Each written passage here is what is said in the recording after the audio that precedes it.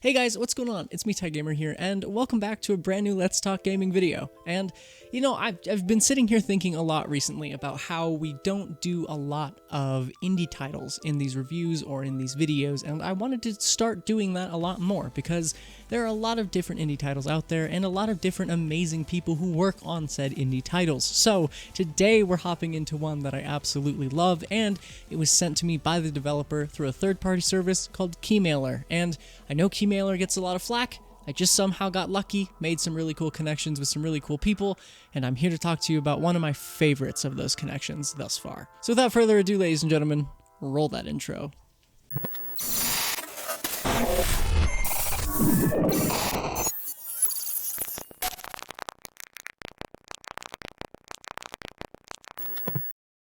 Now, indie games can cover a wide variety of genres and art forms, not to mention making smaller, low-budget versions of wildly popular AAA titles or entirely new concepts in general. The fact of the matter is that indie games and their studios, big or small, are here to stay. And it's a good thing too, because the level of innovation and creativity that go into many indie titles that have been released over the last decade has only gotten better and better in recent years. And while some teams decide to go all out and do something never seen before, some of the best ideas come from iterations of things that already exist. You see, today we're talking about a game called Spire. As I mentioned in the intro to this video, I received a key from its publisher Ithrosumi. I am so sorry if I'm pronouncing that incorrectly. And while they've only released 2 games officially, including the title we're here to discuss today, they are quality games and extremely well made. Not to mention they are fun, inventive, and have unique presentation, making it all the more amazing. When I got into the title itself, I quickly fell in love with the distinctive art style and the nostalgic feel of games fairly similar to it from the past.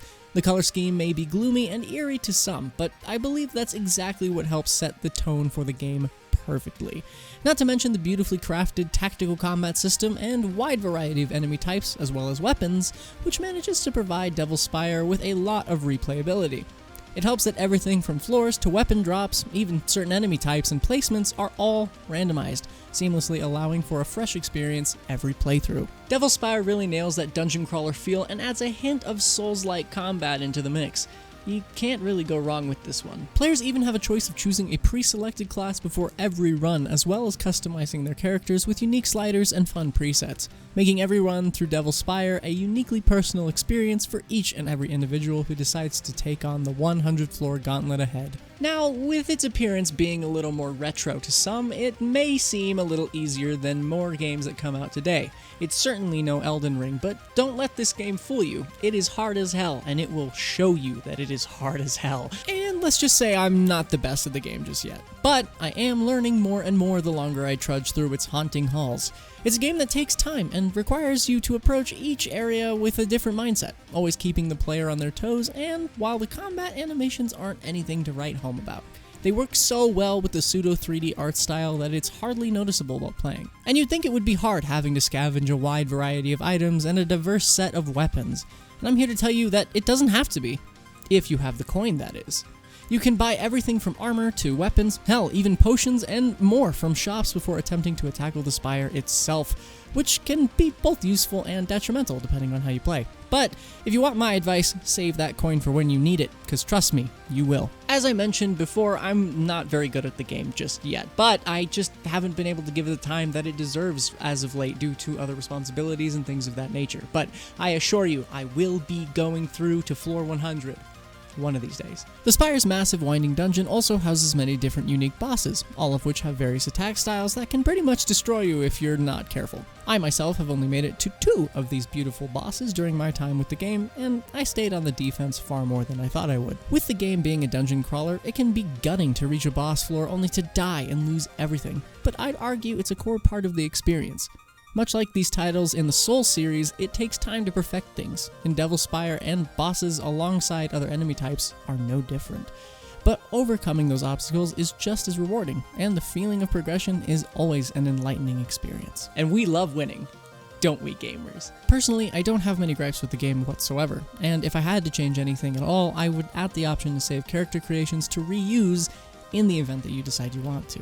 This would save a lot of time in the beginning before each run, but it's not exactly something that takes away from the experience itself, so keep that in mind.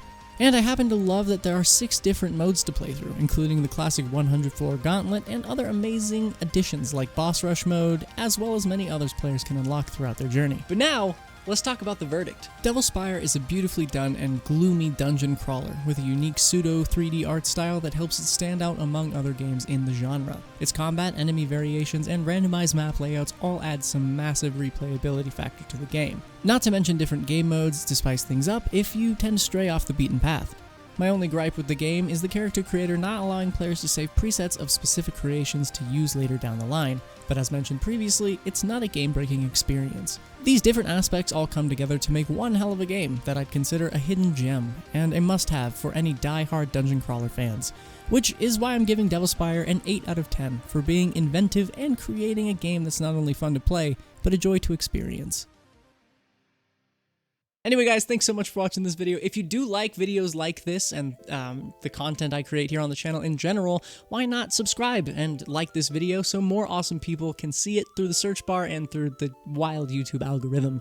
If you haven't already, go ahead, pick up Devil Spire. I linked the Steam page down in the description below this video, so please go check it out. It's like $10 right now. It is a great find for somebody who's looking for a new dungeon crawler experience, and I highly recommend you go and pick it up because it's certainly one that I found and I just fell in love with it instantly. So without further ado, folks, click on this side of the screen to go and check out more of the Let's Talk Gaming show. All of the episodes that I've made here are compiled into a nice little neat and tidy playlist from oldest to newest. And if you want to go and see some other stuff that I've made, please go ahead and click this video here on the left. Subscribe down below and comment down below if you're picking up Devil Spire, if you think it looks cool, what your favorite part about it was, and I'll see you guys in the next one.